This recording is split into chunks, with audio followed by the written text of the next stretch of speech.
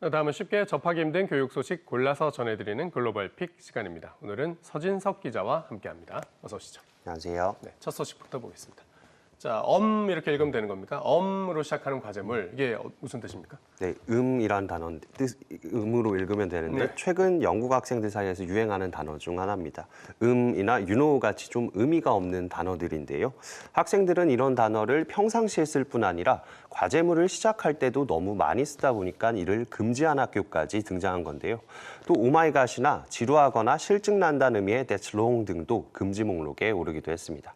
교사들은 이 같은 언어 습관이 학생들 스스로를 정확하게 표현하고 언어 능력을 기르는 데 방해가 된다고 금지 이유를 밝혔습니다. 좀 쓸데없는 단어들을 이제 과제물에 너무 많이 썼다 이런 건데 이게 뭐 대단히 엄청난 비속어는 또 아닌 것 같고요. 공식적으로 금지까지 해야 되겠나 이런 생각도 드는데 이런 학교 현장에 비판도 나온다고요? 예, 맞습니다. 학생들이 사용하는 언어를 금지하면 오히려 정체성과 자신감에 부정적인 영향을 미칠 수 있다는 건데요.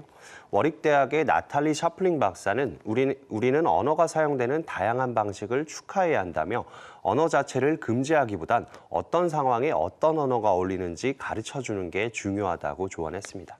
최근 영국 학교에서는 과제물뿐만 아니라 일상에서까지 비속어뿐만 아닌 와우 같은 감탄사까지 금지하는 경향이 있다고 하는데요.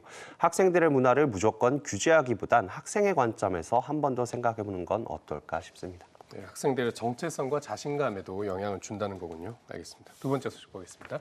영국 인플레 결국 시험 부활. 자, 어떤 시험이 부활하는 겁니까?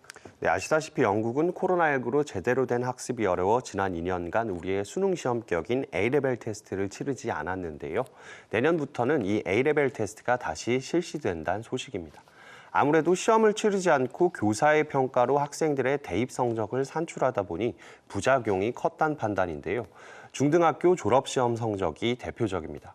시험 대신 교사의 평가로 이루어진 졸업시험에서 상위 등급을 받은 학생의 비율은 올해 28.9%였는데요. 코로나19가 터지기 전인 지난 2019년보다 12%포인트 급증한 수치입니다.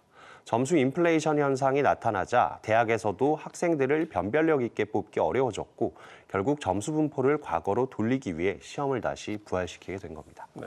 영국도 이제 위드 코로나고 다시 정상으로 돌아가야 되는 거겠죠? 근데 아직 학생들이 이 코로나로 인한 학습 결손 여전한 상황일 텐데 시험을 친다고 제대로 된 평가가 이루어질까 그것도 걱정입니다. 예, 그래서 영국 교육부의 목표는 인플레이션을 기록한 올해 성적과 지난 2019년 성적의 중간 정도의 성적이 분포하도록 시험을 출제하는 건데요.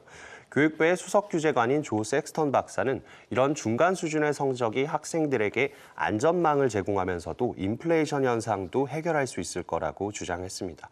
또 공정한 평가 기준을 마련하고 학생들이 시험을 미리 준비할 수 있도록 시험을 치르는 과목도 사전에 예고하기로 했습니다. 네, 난이도 조절하는 게 쉬운 일이 아닌데 영국에서도 불수능, 물수능 논란 나온 건 아닐까 걱정이 됩니다. 마지막 소식 보겠습니다.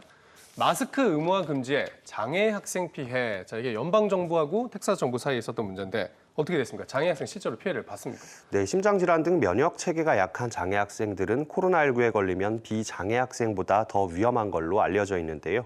텍사스주 같은 경우에는 교내 마스크 착용 의무화를 금지한 조치를 내린 만큼 장애 학생들이 학교를 제대로 다닐 수 없다고 학부모들은 주장해 왔습니다.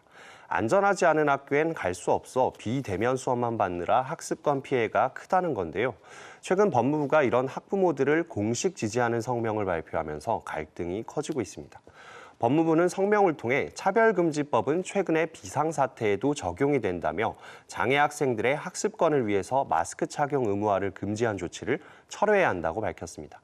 다음 주엔 장애 학생의 학부모들이 텍사스주를 상대로 금지령을 철회해달라고 낸 소송이 진행되는 만큼 이 성명이 어떤 영향을 미칠지 지켜봐야겠습니다. 네, 마스크 쓰는 문제 가지고 이렇게 싸우는 미국 기사 볼 때마다 참 신기합니다. 법원이 현명한 판단을 내렸으면 좋겠습니다. 서 기자 오늘 잘 들었습니다.